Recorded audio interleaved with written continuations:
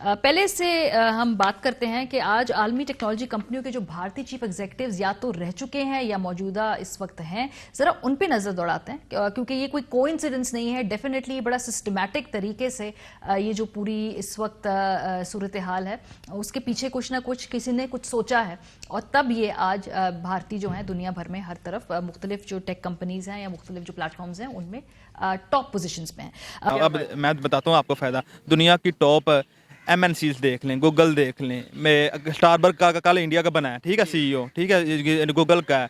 आगे सुंदर पिचाई है, उसका माइक्रोसॉफ्ट का भी इंडिया का सीईओ है। पाकिस्तान का क्यों नहीं है? क्योंकि हमने इस पर तवज्जो नहीं दी। आगे डिजिटल दौर आ रहा है, ठीक है, आईटी है, आ चुका है, मगर आगे मजीद फ्यूचर आपका आईटी है, ठीक है। हमारे पाकिस्तान में देख लें आईटी कितनी यूनिवर्सिटी है, लेकिन नहीं है।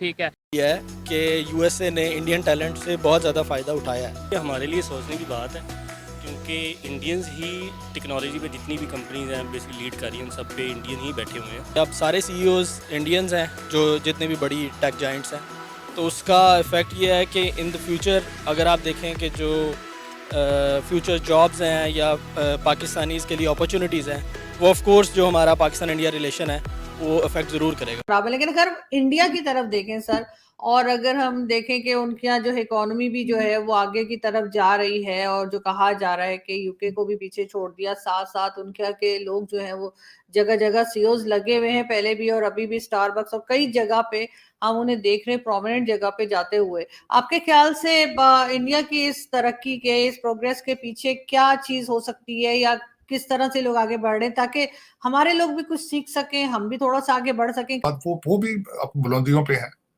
हमारी करप्शन की स्टोरियां, हम दुनिया में मशहूर हैं तो करप्शन की वजह से मशहूर है। हमारे इरादे आगे भी मुस्तकबिल में कोई अच्छे नहीं है। हमारी तवज्जो आज भी जिहाद पे है, हमारा फोकस आज भी तबलीग है, और बस यही हमारा फोकस है। उस पर क्या किया जा सकता है? टेक्नोलॉजी या दूसरी चीजों पे आपका कोई तवज्जो नहीं है, अच्छी तालीम पे कोई तवज्जो नहीं है।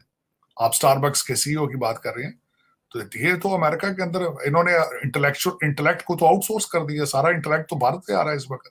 भारत की इकोनॉमी को लेकर के, भारत का जो डियास्पोरा बाहर बैठा है उसको लेकर के अभी हाल ही में एक खबर आई है कि जैसे स्टारबक्स का जो सीईओ है वो एक इंडियन है।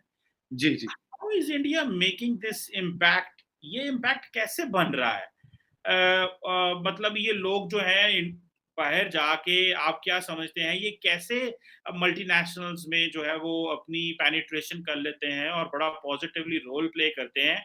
क्या इनका कोई कनेक्शन वापस भारत के साथ रहता है? वो अमेरिका में, इंग्लैंड में जो है वो एक मल्टीनेशनल में जो है वो सीईओ लग गया। देखिए चीमा साहब, पहला पार्ट ये है कि देखिए जो हमारा डायस्पोरा बाहर है, जिसमें मैं भी पार्ट रहा हूँ और आपके सामने बैठा हूँ, इंडिया में बैठा हूँ, मैं भी सीईओ रह चुका हूँ और एमएनसी में रह चुका हूँ और आपके सामने बैठा हूँ। आप जानते हैं यूएस में, यूरोप में, सिंगापुर रह चुका हूँ। अभी बिल्कुल आपके सामने बैठा हूँ, बिल्कुल साहब, दिल्ली में। तो ऐसा कोई नहीं कि जो एक बार बाहर गया ऐसा कोई वापस नहीं आता, उन्हें मुल्क से प्यार नहीं रहता। अगर ऐसी कहानी होती चीमा साहब, हाईएस्ट रिपैट्रिएशन आती है India. That is a mathematical proof of how people are loving India, how they are caring for India. तो ये पहला एक मैथमेटिकली प्रूव हो जाता है। लाइव एग्जांपल आपके सामने बैठा है। अब आपने बोला एमएनसी में कैसे पेनिट्रेट करते हैं। देखिए हम एमएनसी में पेनिट्रेट करते हैं अपनी काबिलियत के आधार पे। अगर आप देखें आज हार्वर्ड का डीन कौन है? आप 10 आईवी लीग यूनिवर्सिटी देख लीजिए, 10 में से 6 के डीन इंडियन है। अभी सबसे ज्यादा स्टूडेंट कौन है? चाइनीज और इंडियन है। इंडियन ज्यादा, उसके बाद चाइनीज है, फिर उसके बाद कोकेशियन गोरे आते हैं। आप स्टारबक्स के सीईओ की बात कर रहे हैं, तो ये तो अमेरिका के अंदर इन्होंने इंटेलेक्ट को तो आउटसोर्स कर दिया। सारा इंटेलेक्ट तो भारत से आ रहा है इस वक्त। अपने बच्चे इनके तो सारे नशों पे लगे पड़े हैं। उनपे तो इस वक्त आप आईवी लीग स्कूलों में जाए तो वहां पे सिर्फ चाइनीज और भारतीय बच्चे, इंडियन बैठे होते हैं।